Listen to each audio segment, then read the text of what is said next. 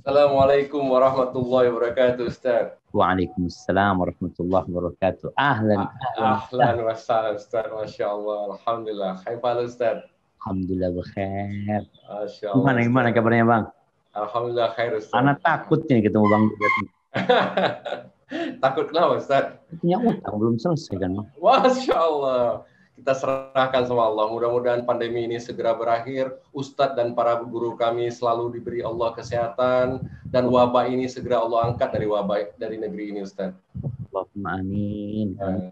Alhamdulillah, Ustadz. Siang hari ini kita bisa bertatap muka dengan Ustadz walaupun melalui Zoom ini, Ustadz. Bang, di belakang Abang ada apa tuh hitam-hitam itu? Itu gambar ini, Ustadz. Lukisan Jaujana itu gambar Ka'bah, Ustadz. Oh, hitamnya doang. Akhirnya Ka'bahnya doang yang kelihatan. Ya, Ka'bahnya doang. Tapi kalau disorot nanti bisa kelihatan semuanya nih, Ustaz. Itu lukisan Jaujana, Ustaz. Masya Allah, Masya Allah. Jaujana melukis Ka'bah dan benda-benda ini yang tidak bernyawa, Ustaz. Alhamdulillah. Alhamdulillah, Ustaz. Ini tadi pagi ada Ustadz Musafa, dan Kamis ada Sohib Bukhari dengan Ustadz Badru, hari Ahad dengan Ustadz Ahmad Zainuddin tentang fenomena tanda-tanda lemahnya iman, hari Senin bersama Ustadz Erwandi Termizi, dan Alhamdulillah siang hari ini kami bisa mendapatkan ilmu dari Ustadz tentang sirah, Ustadz. Masya Allah, Ustadz. Semakin lengkap rasanya ketika orang membuka nanti media komunikasi langit ini sudah lengkap, Ustadz. Allahumma amin. Amin, Ustaz. Mudah-mudahan Ustaz kita bisa sesuai yang tadi Ustaz sampaikan, hutang itu mudah-mudahan Allah memberikan kemudahan nanti. Baiklah Ustaz, untuk tidak memperpanjang mukadimah, tafadhol Mas Guro dibuka majelis kita siang hari ini, Ustaz. Langsungan ya, Bang. Langsung aja lah, Ustaz. Kira ada mukadimah. Mukadimah, nggak ada mukadimah nih, Ustaz. Supaya zamannya udah ada belum? Mana cuma kelihatan Abu Dedat doang nih, Bang Dedat doang. Alhamdulillah jemaahnya sudah banyak sekali, Ustaz. Alhamdulillah ini kita share di YouTube juga.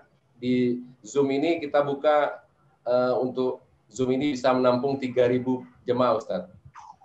Masya Allah. Masya Allah. Jadi Ustaz dan guru-guru kita tafadhol mau dipakai link ini untuk kajian, Ustaz. Jadi mudah-mudahan yang perdana ini banyak yang bisa mengikuti, dan selanjutnya mungkin nanti kami mohon dibantu juga kepada kawan-kawan yang mengikuti majelis yang hari ini bisa share ke sanak saudara. Mudah-mudahan menjadi ladang pahala buat yang men-share dan semakin mengenalkan dakwah ini kepada semua saudara, kerabat, handai tolan kita, Ustaz. Masya Allah. Barakallahu fikum. Baik, Bang. Jazakallah khair. Kita mulai nih. Bismillah. Tafadhol Mas Guru, Ustaz. Assalamualaikum warahmatullahi wabarakatuh. Alhamdulillah alladzi bi ni'matihi tatimmu shalihan. Segala puji bagi Allah Jalla Jalaluh yang karena nikmatnya kebaikan-kebaikan menjadi sempurna. Yang karena rahmatnya niat-niat baik hamba dapat terlaksana. Nih terbentuknya media langit ya. Kemudian berdirinya banyak media-media yang mengajak kepada sunnah. Khususnya di masa pandemi ini, itu adalah nikmat besar yang Allah berikan kepada kita. Tadi disebutkan bahwasanya kajian itu hampir tiap hari. Bahkan hari ini ada 2 kajian. Pagi tadi Ustaz Musyafa', siang hari ini Ana. Semoga kita mensyukuri nikmat yang Allah berikan ini, bukan hanya dengan mendengarkan dan menghadiri, tapi dengan mengamalkannya dalam kehidupan ini. Allahumma salli wa sallim ala sayyidina Muhammadin wa ala alihi wa ashabihi ajma'in. Ya Allah, semoga salawat dan salam senantiasa Engkau curahkan untuk hamba kekasih-Mu, untuk baginda Nabi kita Muhammad alaihi salatu wassalam, untuk keluarga beliau, untuk istri-istri beliau, untuk putra-putri beliau, dan untuk seluruh sahabat Nabi Semoga Allah meridai kita bersama mereka. Amma ba'd, ahibati fillah. Karena hari ini adalah pertemuan perdana kita, maka kiranya penting buat kita untuk mengetahui kenapa kita harus belajar sirah. Ada apa sebenarnya? Bukankah yang penting buat kita itu adalah tauhid? Yang penting buat kita adalah beribadah kepada Allah, muamalat kita. Terus kenapa kita perlu belajar sirah? Maka anak akan membacakan di sini ungkapan para ulama. Bagaimana mereka mengarahkan para penuntut ilmu untuk mengkaji dan mendalami perjalanan hidup Rasulullah SAW.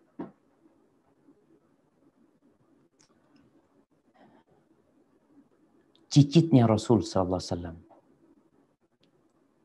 Ali ibn Husain ibn Ali, yang dikenal dengan Ali Zainal Abidin radhiyallahu ta'ala anhuma. Bagaimana dia mengatakan nih, dia ini putranya Husain radhiyallahu ta'ala anhu. Dia salah satu dari zurriyatun Nabi SAW yang sangat dikenal di kota Madinah Nabawiyah. Bagaimana sih dia belajar? Banyak orang bertanya gimana didik anak. Gimana membesarkan anak di atas nilai-nilai keislaman. Kata Ali bin Husain, kunna nu'allamu maghaziyan Nabi sallallahu alaihi wasallam kama nu'allamu surata minal Qur'an. Kita dulu tuh, cerita waktu kecil dia tuh, kita dulu diajarin peperangan Rasulullah sallallahu alaihi wasallam sebagaimana kita diajarin surat dari Al-Qur'an Karim. Nggak main-main. Diajarin tuh perjalanan hidup Nabi SAW. Khususnya yang berkaitan dengan peperangan-peperangan yang terjadi. Sebagaimana diajarin surat dari Al-Quran Karim. Perang Badar. Pada waktu itu jumlah kita sekian. Sebab terjadinya perang ini dan itu. Kemudian Allah memberikan kemenangan kepada kita. Perang Uhud. Perang Khandaq. Perang Muraisi. Perang Khaybar. Perang Tabuk. Fathu Makkah. Diajarin. Seperti mereka menghafalkan satu surat dari Al-Quranul Karim. Ini ceritanya cicitnya Rasulullah SAW. Al-Imam Az-Zuhri, seorang tabi'in yang dikenal keilmuannya. Apa kata dia tentang ilmu sirah? Beliau mengatakan fi ilmil maghazi ilmul akhirati wad dunya. Di perjalanan hidup Nabi SAW, peperangan-peperangan Nabi mengkaji ilmu, sesungguhnya di sana ada ilmu akhirat dan dunia.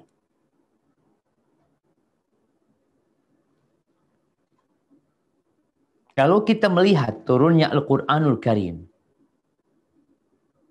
Quran itu turun kepada Nabi SAW dalam kurun waktu 23 tahun kira-kira.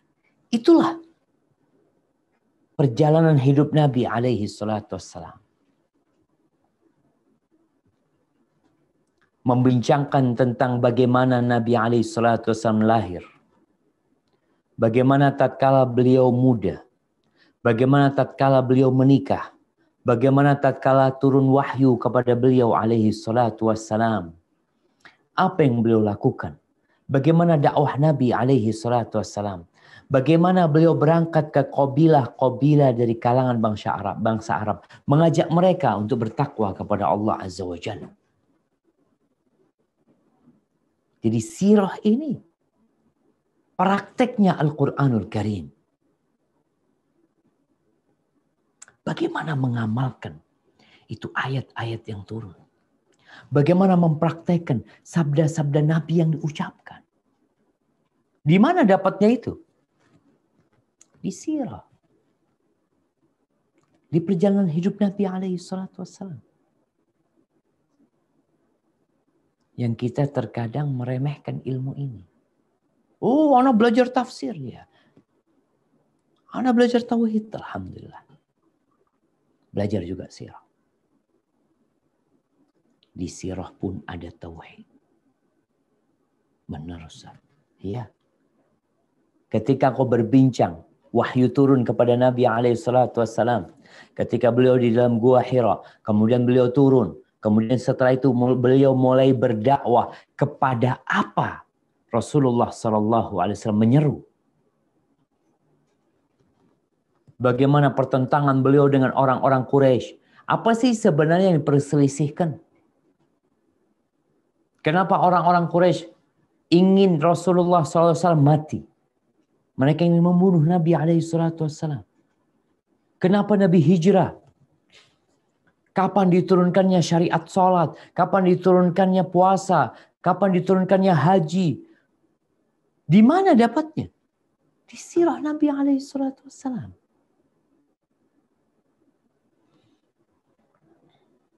Ibnul Jauzi yang dikenal sebagai khatibul ulama, awa'idul ulama. Beliau adalah oratornya para ulama. Beliau mengatakan, ra'aitul ishtighal bil fiqhi wa sama'il hadith la yakadu yakfi fi salahil qalb. Aku memandang bahwa menyibukkan diri dengan ilmu fikih. Ilmu fikih bicara tentang taharah, bicara tentang sholat, nanti berbincang tentang khilaf yang terjadi di antara para ulama, tentang masalah rukun sholat, wajib sholat, atau yang lainnya ilmu fikih, fikih ibadat, fikih muamalat. Beliau mengatakan dalam pandanganku aku melihat menyibukkan diri dengan ilmu fikih, wasama'il hadis, dan menyimak hadis-hadis Nabi SAW nggak cukup, kata beliau. Untuk memperbaiki hati itu nggak cukup. Illa ayyum zaja birraqa'iq wan nazar fi siyaris salafis salih. Kecuali itu ilmu fikih, itu ilmu hadis dibungkus, dicampur dengan perkara-perkara yang melembutkan hati dan melihat perjalanan hidup para salafus saleh. Dan kalau bicara perjalanan hidup para salafus saleh, maka imam mereka adalah Nabi kita Muhammad SAW. Biasanya orang yang sibuk belajar fikih, ya, sibuk mendengarkan hadis, dia ngaji sama Ustadz Fulan, sama Syekh Fulan, terkadang hatinya bermasalah. Jadi sombong, jadi congkak, atau kurang bisa berempati. Kenapa? Karena dia sibuk dengan ilmu fikih. Oh, dalam mazhab Hambali seperti ini, dalam mazhab Syafi'i seperti ini. Oh, ternyata ada pendapat ketiga, pendapatnya Abu Hanifah, dan pendapat ini dhaif karena dalilnya ini dan itu. Masya Allah. sibuk mengkaji ilmu fikih. Hadis, Masya Allah, berangkat ke Syekh Fulan. Mendengarkan Sahih Muslim, Sahih Bukhari, Sahih Ibn Khuzaimah, atau Sahih Ibn Hibban. Banyak. Engkau sibuk mendengarkan hadis. Nggak cukup. Kecuali dicampur dengan perkara-perkara yang melembutkan hati. Melihat perjalanan hidup as-salafus saleh. Makanya kalau antum lihat Al-Quranul Karim, itu banyak cerita. Karena itu termasuk yang dapat melembutkan hati kita. Ketika mendengar ceritanya Nabi Saleh menghadapi kaumnya, ceritanya Nabi Musa alaihissalam, ceritanya Nabi Nuh alaihissalam, bagaimana berdakwah. Bukankah Nabi kita Muhammad alaihissalam, Allah mengatakan kepada beliau, fasbir kama sabara ulul azmi minar rusul wala tasta'jil lahum. Sabarlah engkau seperti sabarnya ulul azmi minar rusul. Seperti sabarnya Nuh alaihissalam, seperti sabarnya Ibrahim, seperti sabarnya Musa, seperti sabarnya Isa alaihissalam. Itu Allah memerintahkan kepada Nabi SAW. Terus di mana dapatnya? Ya di cerita. Cerita tentang Nabi Nuh alaihissalam. Maka Ibnul Jauzi mengatakan nggak cukup engkau menyibukkan diri dengan fikih, dengan mendengarkan hadis, menghafalkan hadis. Perlu hati ini dilunakkan dengan mendengarkan ar-raqa'iq, hal-hal yang melembutkan hati. Baik itu hadis-hadis Nabi SAW, cerita-cerita yang melembutkan hati. Dan juga perjalanan hidup para salafus saleh. Kalau antum membaca perjalanan hidup Nabi SAW, udah selesai nih, nanti pindah. Mengkaji tentang perjalanan hidup 10 sahabat yang dijamin surga oleh Nabi SAW. Nanti pindah lagi. Karena itu memotivasi kita untuk lebih baik.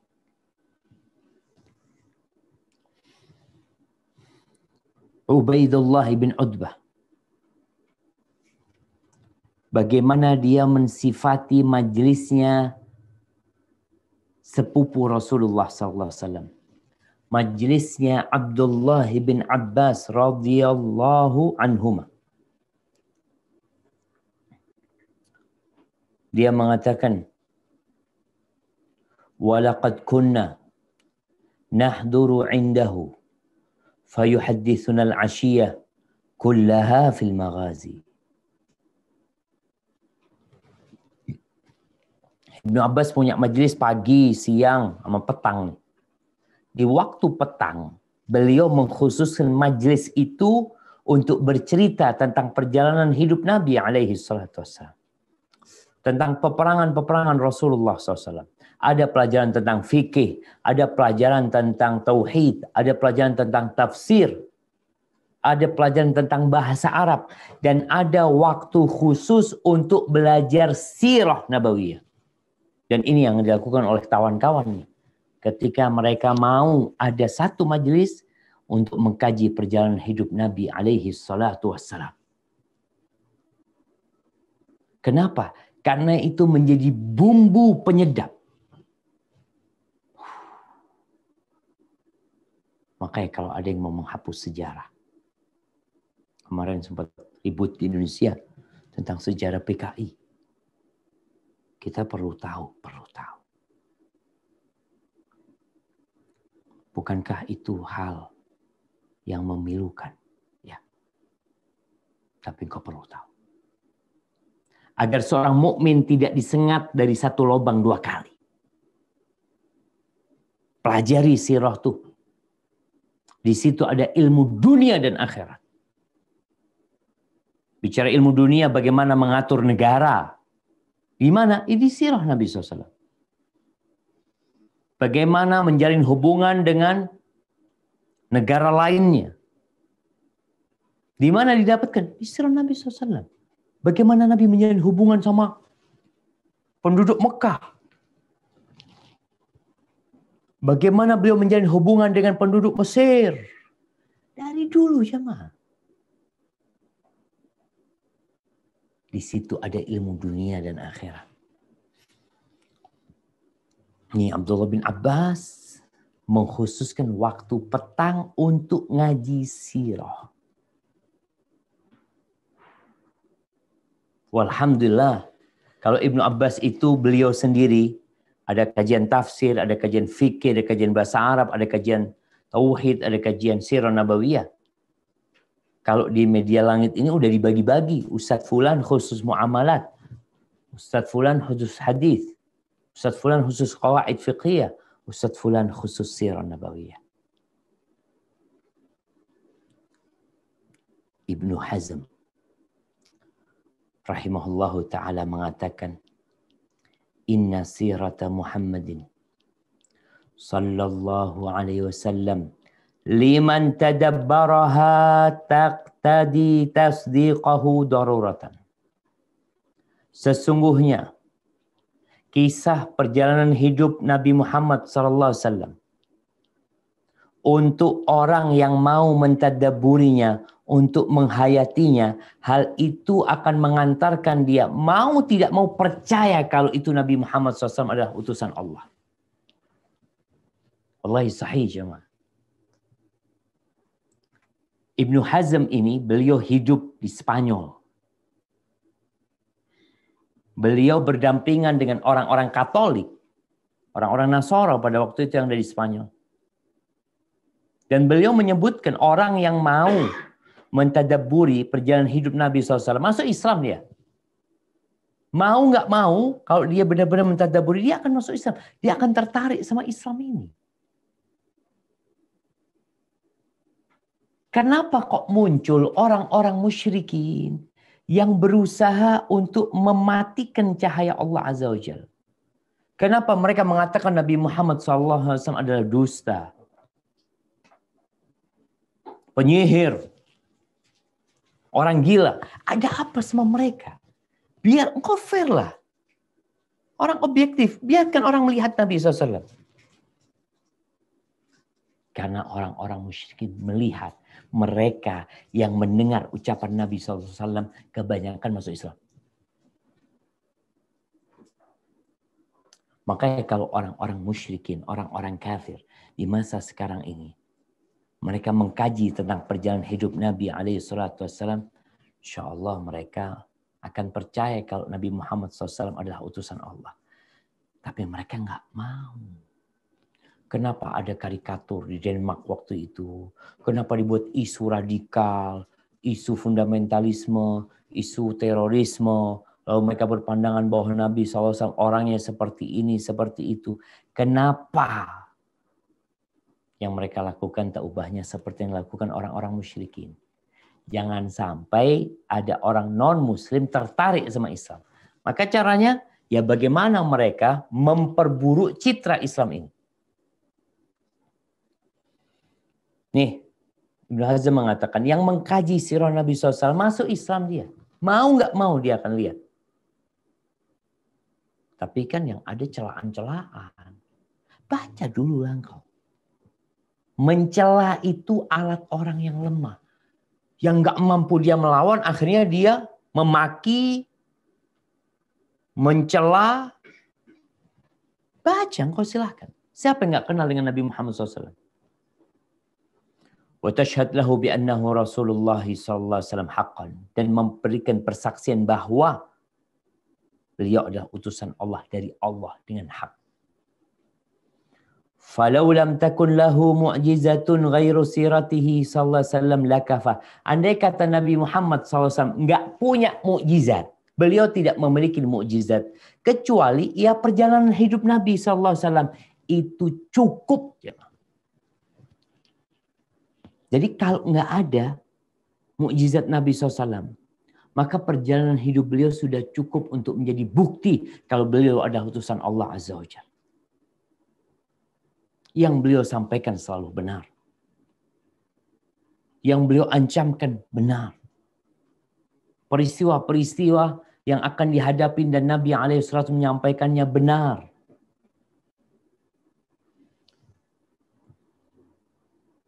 Asalkan tadi orang itu nggak usah ditutup-tutupin. Yang fair lah engkau. Mereka kasih kitab nih, kitab perjalanan hidup Nabi SAW. Kalau ada yang kurang tepat nanti tanyakan. Ibnu Qayyim rahimahullahu ta'ala mengatakan, wa min huna ta'lam اضطرار العبد فوق كل ضرورة إلى معرفة الرسول صلى الله عليه وسلم وما جاء به وتصديقه فيما أخبر وطاعته فيما أمر. Dari sini nih diketahui bahwa sangat urgen bagi setiap hamba itu untuk mengenal Rasulullah SAW. Dan apa yang dibawa oleh Nabi SAW. Taat kepada perintahnya. Meninggalkan larangannya. Karena sejatinya tidak ada jalan. Tidak ada jalan kebahagiaan. Kesuksesan dan kemenangan. La fid dunya wala fil akhirah. Tidak itu di dunia, apalagi di akhirat. Kecuali lewat tangannya para utusan Allah Subhanahu wa ta'ala. Subhanallah jemaah. Antum mau bahagia? Ikutin Rasulullah SAW. Beliau mengatakan nggak ada jalan. Nggak ada jalan. Kecuali dengan beriman kepada Allah dan Rasulnya. Wa idza kanat sa'adatul abdi fid dairain. Kalau kegembiraan dan kebahagiaan seorang hamba di dunia dan di akhirat itu bergantung dengan petunjuk Nabi SAW, maka wajib bagi setiap orang yang sayang sama dirinya dan ingin selamat diri, ingin bergembira, ayya'rif min hadihi, hendaklah dia mengetahui petunjuk Nabi SAW, wasiratihi, perjalanan hidupnya, wa sya'nihi, dan urusan-urusan dia, ma yukhriju bihi anil jahilin, yang dengan dia mempelajari dan mengkaji tadi tentang perjalanan hidup Nabi SAW, maka dia keluar dari vonis orang-orang bodoh. Dia ngerti, ditanya tentang Nabi SAW. Ketika dikubur ditanya, man hadzal rajul alladzi bu'itsa fik, siapa nih orang yang diutus di kalian, siapa? Ketika dia nggak belajar, dia nggak baca, apa kata dia? Ahin, la adri, sami'tun nas yaquluna faqultu. Aduh, aku nggak tahu, kata dia. Tapi yang jelas, aku mendengar orang-orang mengungkapkan hal itu, bahwasanya Nabi mereka Muhammad SAW, maka aku ikut-ikutan mengatakan Muhammad. Jadi imannya iman orang ikut-ikutan. Kemudian wanas fi hadza, dan dalam masalah ini ada yang belajar dengan sedikit tapi masih belajar. Ada yang benar-benar mengkaji. Dan ada yang tidak peduli. Dan kita tahu kemuliaan di tangan Allah Azza wa Jalla. Allah berikan kepada siapa yang Allah kehendaki. Maka kita lihat umpamanya ada orang-orang yang kayaknya kurang berbahagia di dunia. Tapi hartanya banyak. Coba perintahkan kepada orang itu untuk beli kitab Sirah Nabawiyah. Ada kitab Profesor Dr. Zaid bin Abdul Karim Az-Zaid, ini juga buku yang bagus dalam mengkaji perjalanan hidup Nabi SAW. Lalu beliau mengatakan wasiratul Rasuli sallallahu alaihi wasallam mamlu'atun bil ibar. Dan perjalanan hidup Nabi SAW itu kaya dengan pelajaran-pelajaran. Kemudian di situ ada prinsip-prinsip yang mendasar. Dan kita beranggapan bahwa perjalanan hidup Nabi SAW, kesempurnaannya, akalnya, akhlaknya, istiqomahnya, materi yang disampaikan yang sesuai dengan agama, semua itu pada dasarnya menjadi alat untuk mengajak orang lain menerima Islam ini. Tapi sekali lagi, kadangkala kita kurang peduli. Kita peduli sama diri kita sendiri, kita peduli sama keluarga kita, sedangkan saudara-saudara kita sesama muslim, kita kurang peduli. Ahibati fillah, disinilah kita melihat kenapa para ulama banyak menulis sirah Nabi SAW. Ada banyak kitab sirah. Yang terbesar mungkin Sirah Ibnu Hisham. Yang kita ketahui menjadi induk semua kitab yang ditulis setelah itu. Karena dia termasuk yang mengumpulkan hadis-hadisnya, yang mengumpulkan perjalanan hidup Nabi SAW dalam kitab khusus. Jadi ketika berbincang tentang sirah Nabi SAW, sekarang sudah ada kitab khusus engkau pelajari dari A sampai Z. Benar-benar di sana ada pelajaran untuk urusan dunia dan untuk urusan akhirat.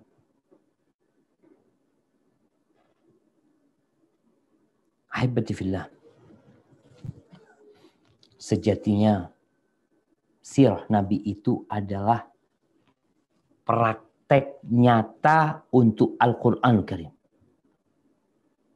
Al-Quran ini isinya pelajaran-pelajaran, prinsip-prinsip, konsep-konsep yang indah. Pedoman hidup. Itu Quran Karim. Nabi SAW diutus oleh Allah untuk menjelaskan yang ada dalam Al-Quran Karim. Kadangkala beliau menjelaskan dengan lisan, tapi kadangkala beliau menjelaskan dengan perbuatan seperti ini. Maka kalau kita lihat agama kita ini agama yang agung, jemaah. Ada dua keindahan yang terkumpul dalam agama ini. Keluhuran prinsip. Keluhuran pedoman hidup dan kualitas yang indah dalam mempraktekkannya dalam kehidupan ini. Nggak ada lagi yang mengatakan, aduh nggak bisa dipraktekkan, berat. Itu kan Nabi SAW. Kita kan manusia biasa. Emangnya Nabi bukan manusia biasa? Nabi manusia biasa. Ya, tapi kan Nabi SAW. Sahabatnya mempraktekkan. Mengikuti Rasul SAW. Bahkan kalau kita melihat dalam sejarah, bagaimana ada beberapa sahabat yang beranggapan ibadah Nabi SAW itu kurang banyak.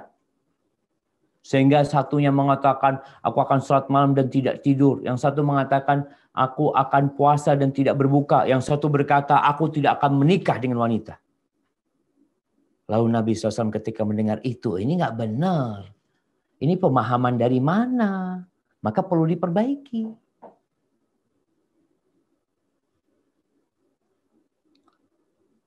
Jadi jamaah, nggak ada lagi alasan buat kita ya berat untuk mengamalkan agama Allah ini. Apa yang ada dalam Al-Quran Karim sejatinya telah dipraktekkan oleh Nabi SAW. Makanya Aisyah radhiyallahu taala anha ketika ditanya tentang akhlak Nabi SAW, apa kata Aisyah? Kana khuluquhul Quran. Akhlak Nabi itu Quran. Mau tahu akhlak Nabi SAW? Udah buka Quran. Apa yang ada dalam Al-Quran Karim itu dipraktekkan dalam kehidupan Rasulullah SAW. Ahibati fillah. Ingat Allah nyuruh kita itu meladani Nabi SAW. Coba dibuka firman Allah di surat Al-Ahzab ayat 21. لقد كان لكم في رسول الله أسوة حسنة لمن كان يرجو الله واليوم الآخر وذكر الله كثيرا. Artinya, sungguh telah ada pada diri Rasulullah itu suri teladan yang baik bagimu, yaitu bagi orang yang mengharap rahmat Allah dan kedatangan hari kiamat, dan banyak yang mengingat Allah. barakallahu fikum. Kita tuh disuruh nyontoh Nabi SAW. Tapi gimana kita akan mencontoh Rasul SAW? Mencontoh kehidupan beliau. Dari A sampai Z. Gimana kita akan mencontoh kalau kita nggak mempelajari perjalanan hidup Nabi SAW? Sebagian orang itu membaca hanya lewat doang. Katanya baca sirah ambil berkahnya doang. Berkahnya sirah Nabi SAW itu adalah dengan kita mengamalkannya. Bukan yang penting ana baca. Antum hayati bacaan antum. Supaya antum bisa mengikuti. Gimana Nabi SAW ketika disakiti oleh kaumnya. Apa yang terjadi sama beliau alaihissalam? Ketika beliau dilempari batu di Taif. Ketika beliau menaklukkan kota Mekah. Apa yang beliau lakukan pada waktu itu? Ketika istrinya difitnah berzina. Apa yang dilakukan Rasul SAW? Di sini ada pelajaran jemaah. Kita diperintahkan untuk mencontoh Nabi alaihissalam. Terus caranya gimana? Belajar sirah. Semua ilmu agama penting. Sirah ini, katanya Zuhri, ilmu dunia dan akhirat.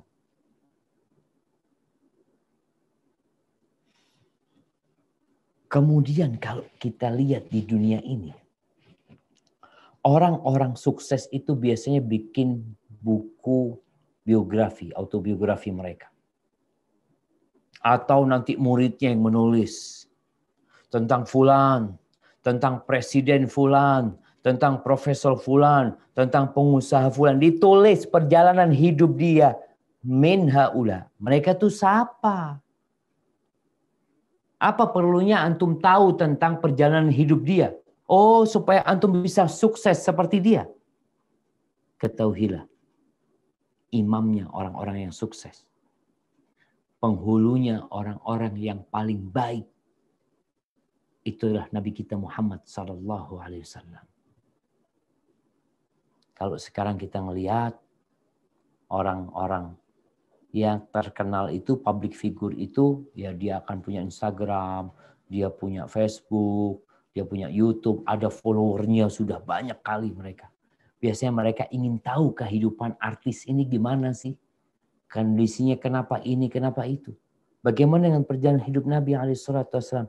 Antum sampai mana? Beliau adalah manusia terindah, terbaik, termulia yang pernah Allah ciptakan di muka bumi.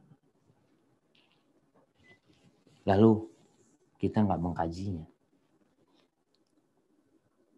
Kemudian jamaah mengkaji sirah itu salah satunya untuk memahami Al-Quranul Karim.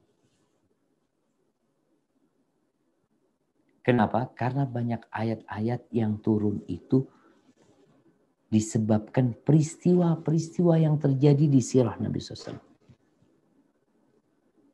Kemudian setelah turunnya ayat itu, bagaimana Nabi mempraktekannya. Di situ ada praktek langsung, bukan hanya teori. Tapi bagaimana ayat ini turun, maksudnya itu apa? Nabi langsung mempraktekannya. Jadi sirah Nabi ini menjelaskan tentang sebab turunnya ayat, terus bagaimana penerapan ayat tersebut.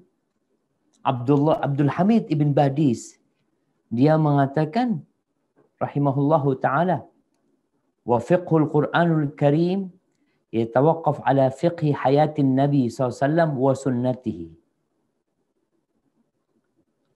Memahami Al-Quranul Karim itu bergantung dengan pemahaman terhadap perjalanan hidup Nabi alaihi salatu wasallam dan sunnah-sunnah Nabi. Dan memahami kehidupan Nabi SAW. Tentunya itu bergantung dengan Al-Quranul Karim. Dan memahami agama Islam.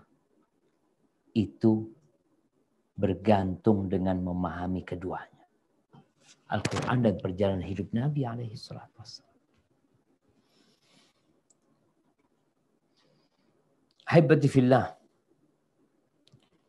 Kita tahu bahwa suatu saat kita akan berpisah sama keluarga kita. Kita akan berpisah dengan orang-orang yang kita cintai. Kita akan mati. Meninggalkan semuanya. Dan nanti di dalam kuburan itu ada pertanyaan khusus yang berkaitan dengan Nabi Muhammad SAW. Engkau akan ditanya tentang man rabbuk, ma dinuk, apa agamamu, dan man nabiyuk, dan apa pendapatmu tentang orang yang diutus di antara kalian, tentang Muhammad SAW. Itu akan ditanya, khusus ditanya tentang Nabi Muhammad SAW. Terus engkau nggak kenal, siapa sih Nabi Muhammad SAW? Ya nabinya umat Islam. Siapa? Wallahu a'lam.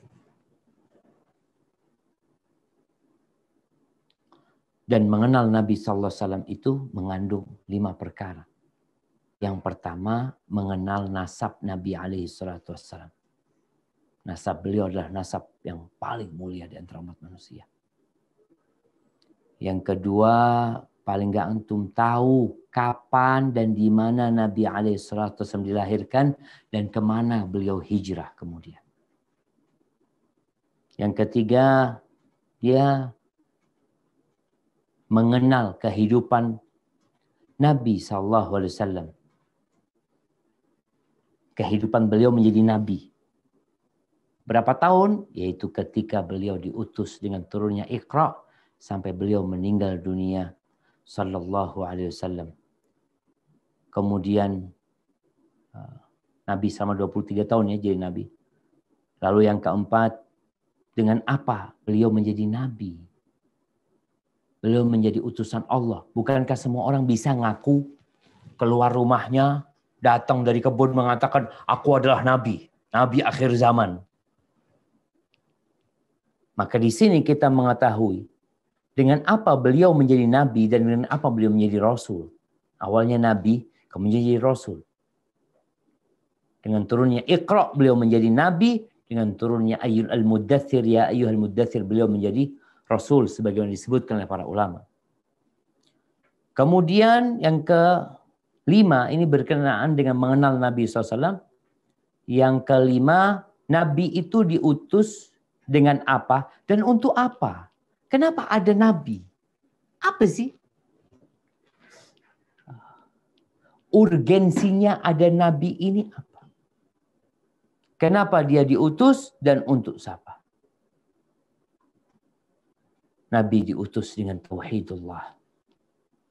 Dengan syariat yang mengandung perintah untuk beramal kebajikan.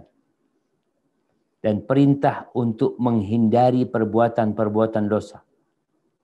Dan beliau diutus sebagai rahmatan lil alamin. Ini ilmu antum tentang Nabi. Beliau diutus sebagai rahmatan lil alamin. Untuk mengeluarkan umat manusia dari kegelapan, kesyirikan, kekufuran, kejahilan menuju cahaya ilmu, cahaya iman, dan cahaya tauhid.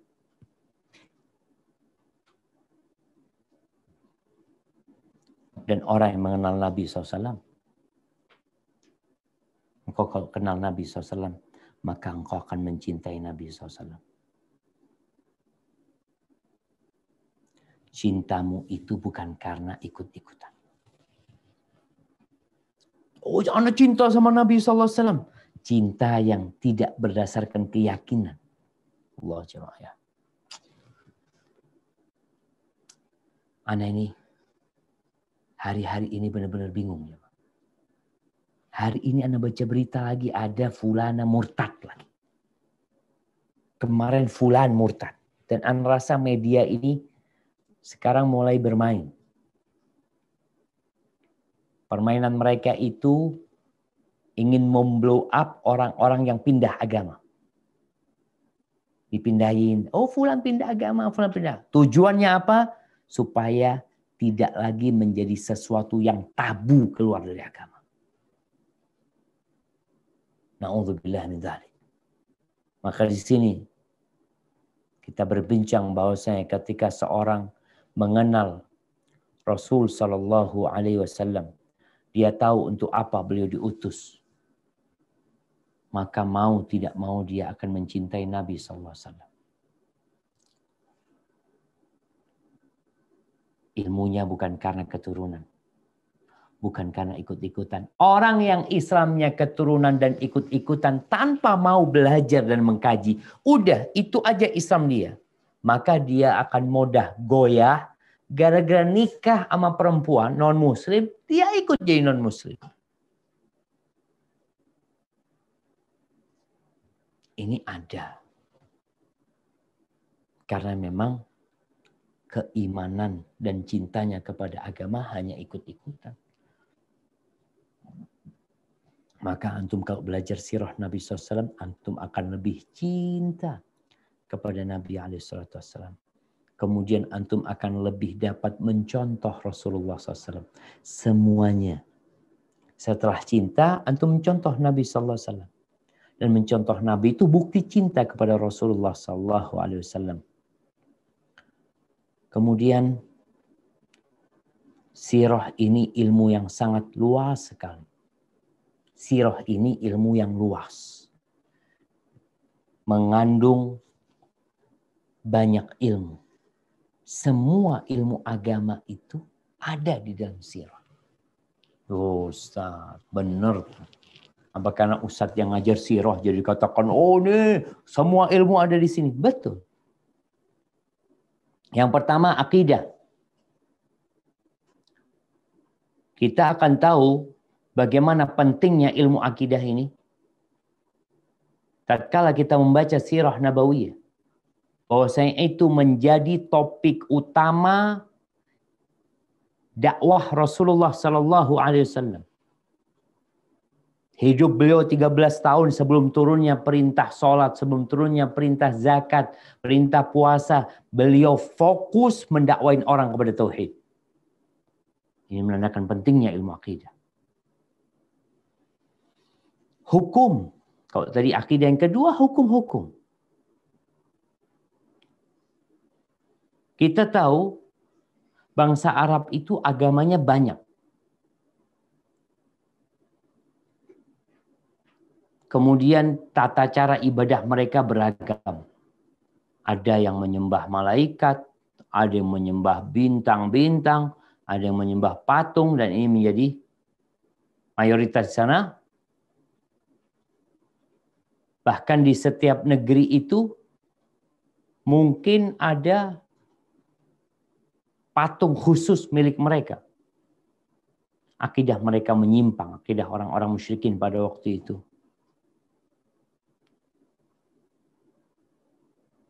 Maka di sini kita akan tahu bagaimana Rasul SAW fokus mendakwain mereka kepada tauhid. Berangkat ke pasar-pasar, ke tempat kumpulnya orang-orang musyrikin. Apa yang dikatakan Nabi SAW?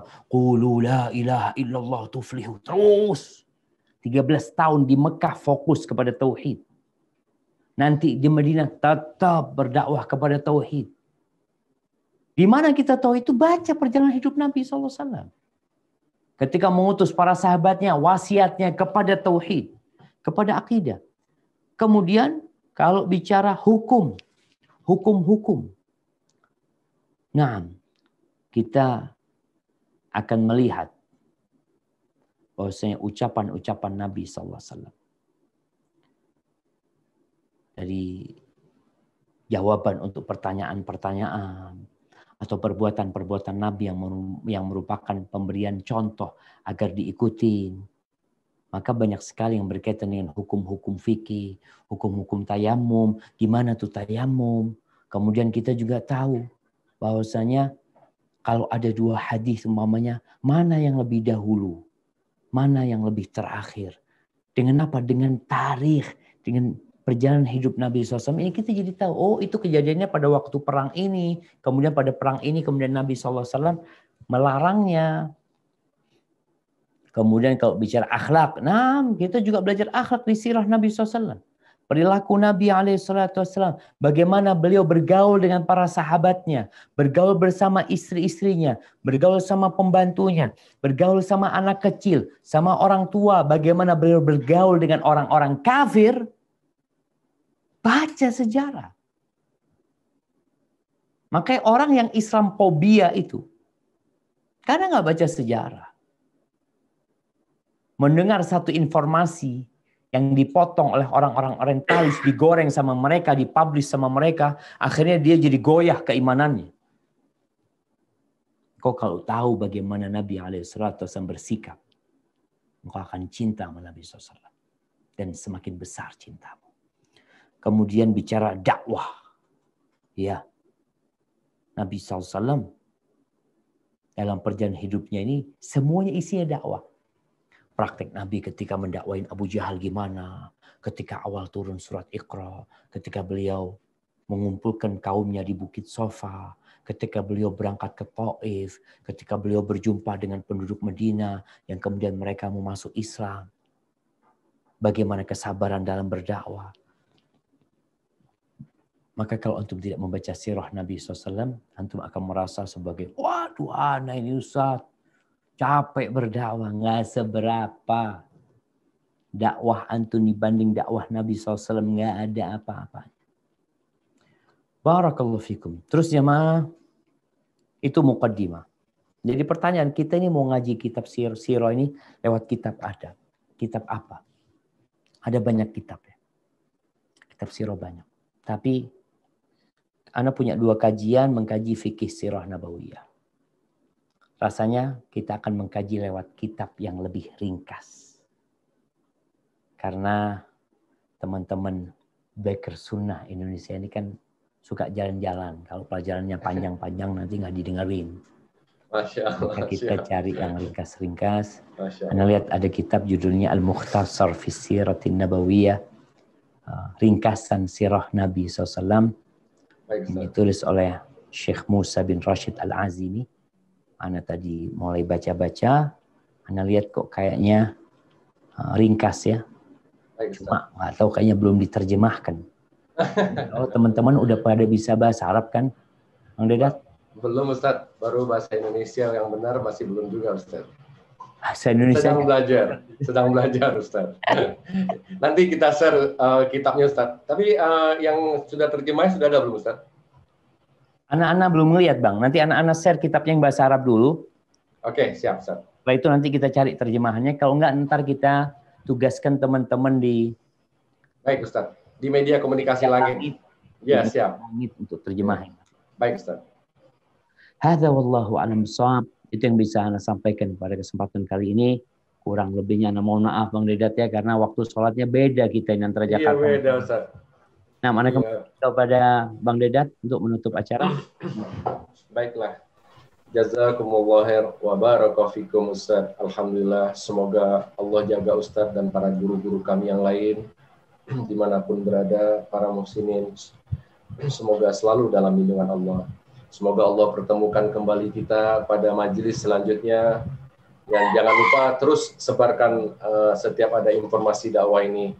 Baiklah Ustaz, kita tutup majelis kita sore hari ini dengan baca doa kafaratul majlis. Subhanakallahumma wa bihamdika asyhadu an la ilaha illa anta astaghfiruka wa atubu ilaik. Dalam pertemuan-pertemuan selanjutnya akan kita sebutkan.